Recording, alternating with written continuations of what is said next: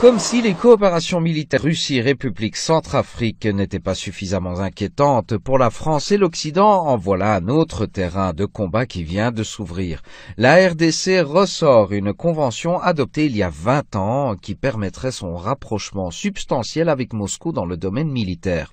Pendant 2 jours, les députés de la commission défense de l'Assemblée nationale congolaise ont planché sur une convention de coopération militaire datant de 1999. Un texte qui prévoit la livraison donc par la Russie d'armements, de matériel militaire et autres équipements spécifiques, des missions de conseil ou encore la formation de spécialistes militaires dans les écoles russes. L'exemple centrafricain a fait donc des émules. Le texte doit être prochainement examiné en séance plénière. Alors pourquoi ressortir cette convention vieille de 19 ans ?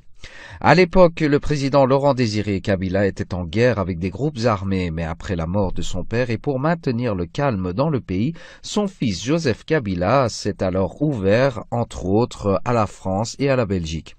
Mais aujourd'hui, la situation est totalement différente, vu le comportement des Occidentaux envers la RDC et leur éternelle manie de vouloir s'ingérer dans les affaires politiques du pays, comme il a été visible avec la visite de l'ambassadrice des États-Unis aux Nations Unies, Nikki Haley en RDC. Joseph Kabila, au lieu de se plier, est entré dans un bras de fer avec l'Occident.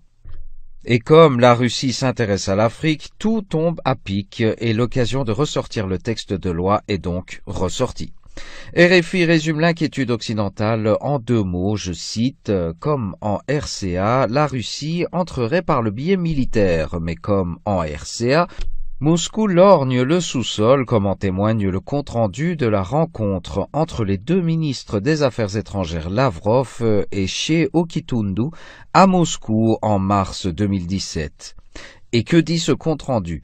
Les 2 parties soulignent les bonnes perspectives de partenariat dans le secteur de l'exploitation minière, de l'énergie et de l'agriculture, disait alors le communiqué russe que RFI met en relief. Une question se pose. En termes de pillage des ressources africaines, la France a-t-elle vraiment des leçons à donner aux Russes ?